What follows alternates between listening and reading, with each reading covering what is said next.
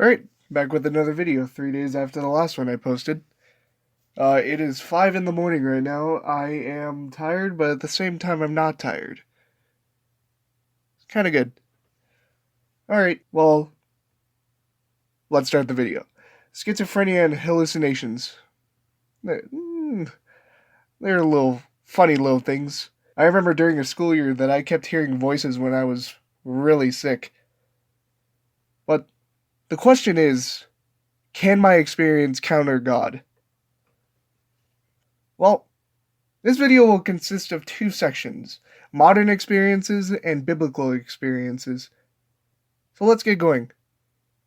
We all know about modern experience of something religious affiliated, like someone visits heaven, someone visits hell, someone meets God.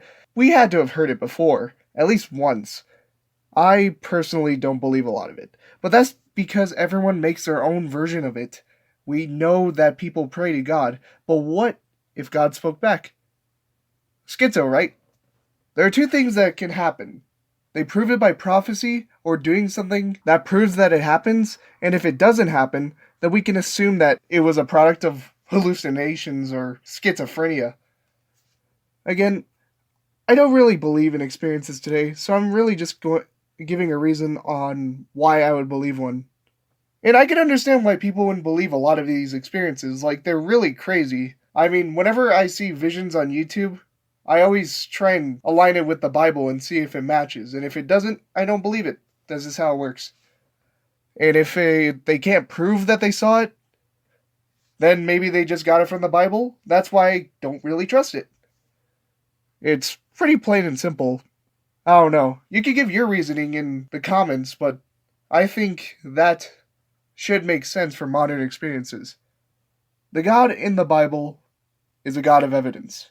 Now, before someone types in the comments that God doesn't show himself repeatedly, everywhere, and that he's invisible, hear me out. He literally gives guidelines to what a true prophet should be capable of doing, and it's shown quite a bit in the Bible.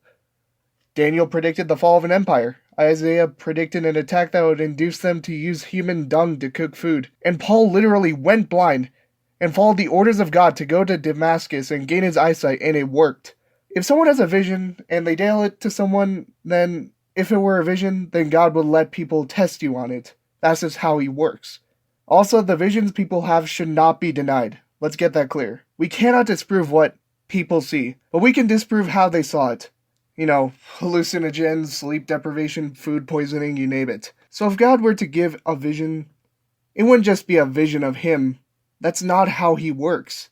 He states that if people saw him, he would be taken for granted, and that people wouldn't be able to live if they saw him.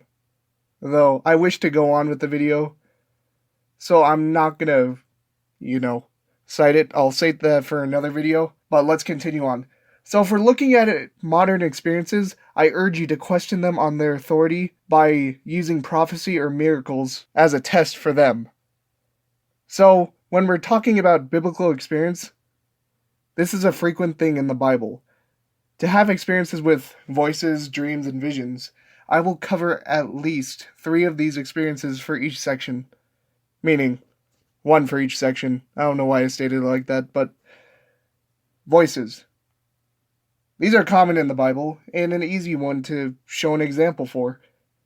Let's bring up Exodus. That's because it's a big example that we can grapple onto.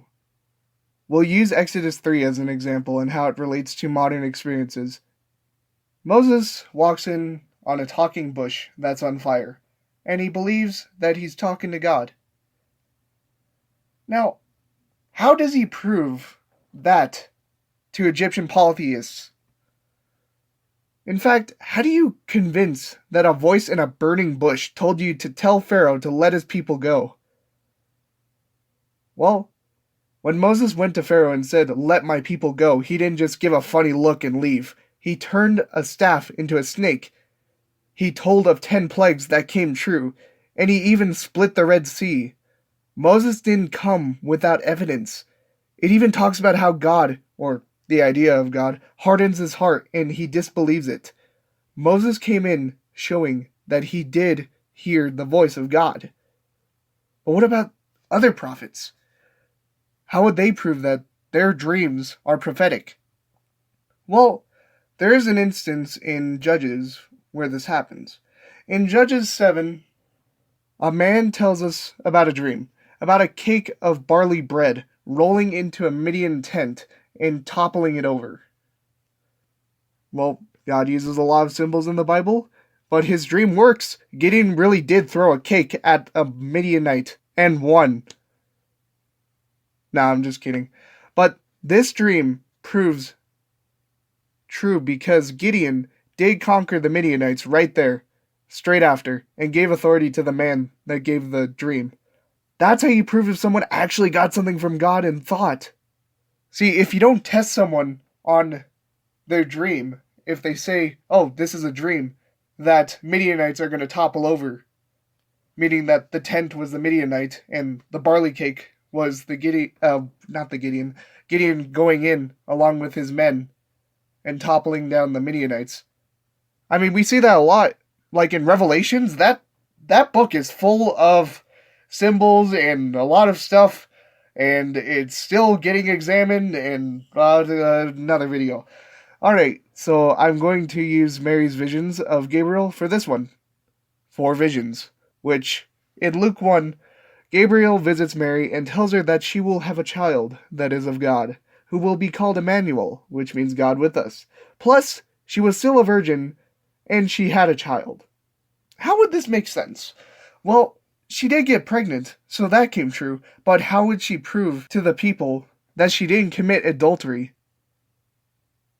Well, she moved to Bethlehem with Joseph. She couldn't prove it right there, but it is known now that she was a virgin and conceived a child. Plus, her child performed miracles. Plus, she didn't flaunt that she was praised in God's eyes.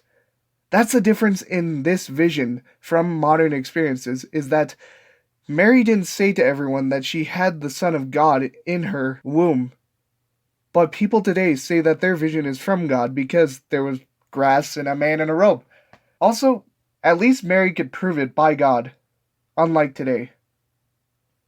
I mean, they did believe it at some point in Luke, where the woman goes up and say, "Blessed be the womb who bore you." So they did believe it at some point, because she proved it. Then Jesus completely said, "Blessed be everyone." Wait. I don't know, I think I'm losing my train of thought. So, I shall end it here. Thank you for watching the video.